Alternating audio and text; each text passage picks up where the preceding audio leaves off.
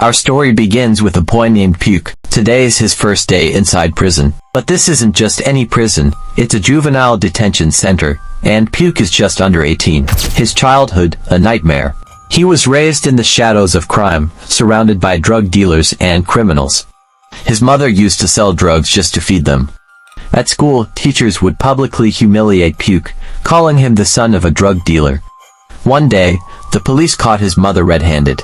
She was sentenced to 24 years in prison. From that moment on, Peuk became an orphan, left to survive on his own. One day, Peuk went to a local grocery store. There, a man started making vulgar comments about his mother, even calling her a prostitute. At first, Peuk tried to ignore it. His girlfriend, begged him to walk away.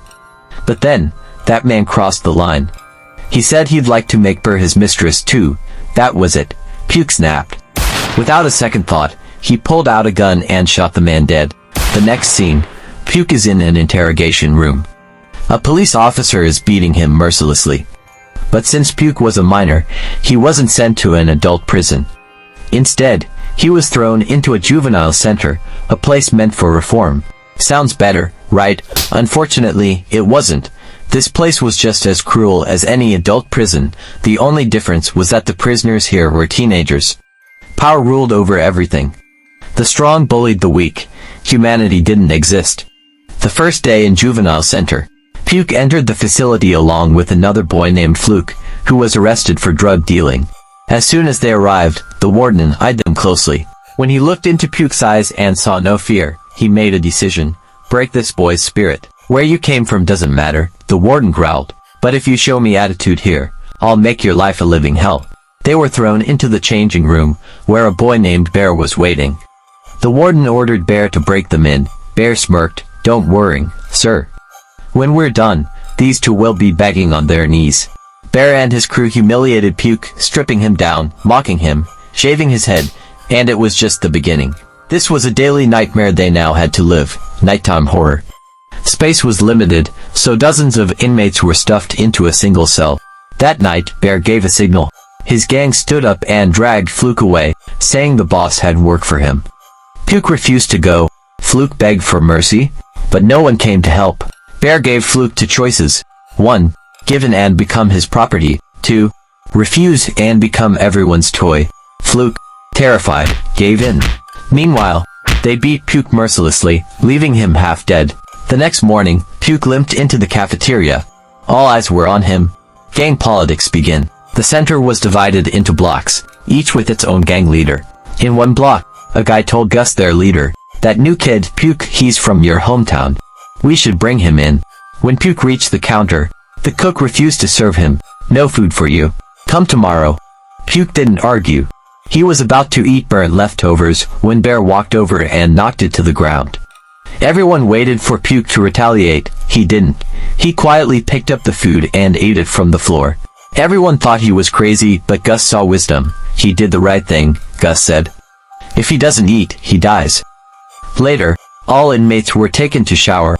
While Peuk was bathing, Bear and his gang surrounded him. "You think you'll use everything here for free?" Bear asked. "Nothing's free. Everything has a price."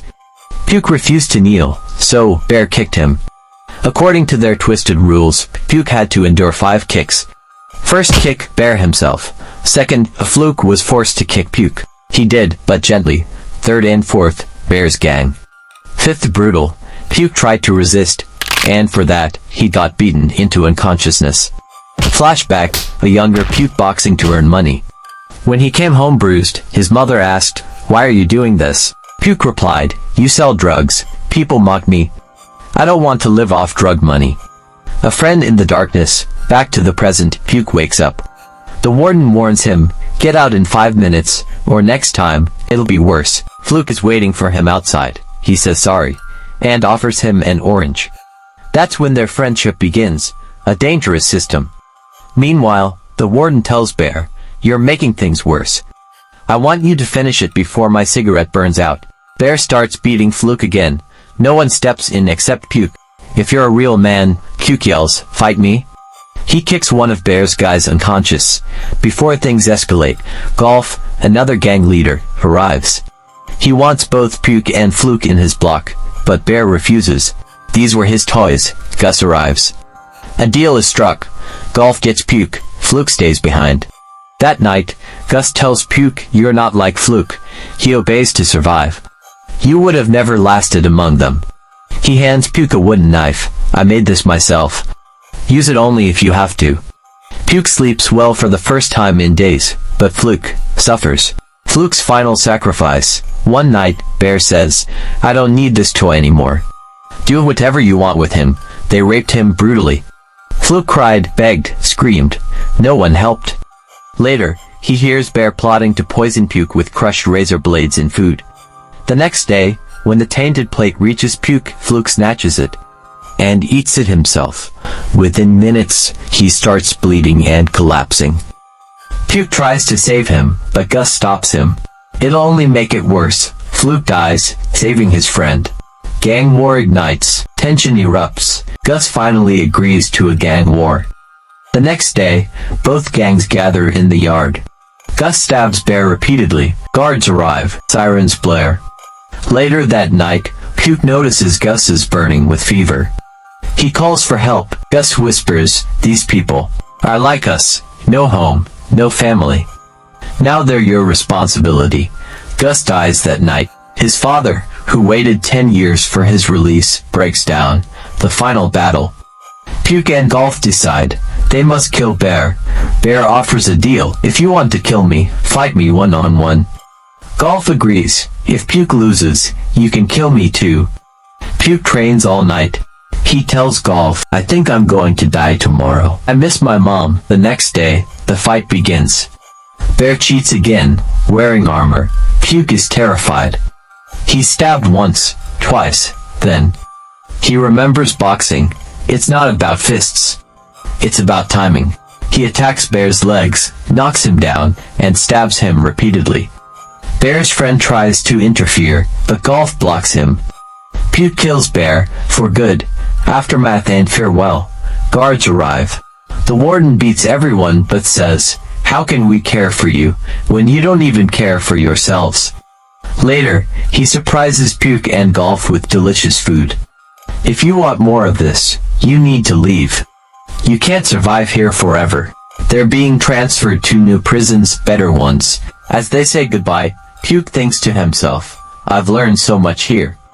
About pain, about friendship, about survival, but the road ahead. I must walk alone." Closing line. If you liked this story, leave a comment below and let us know.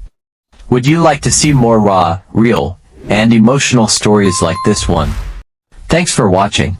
See you in the next one.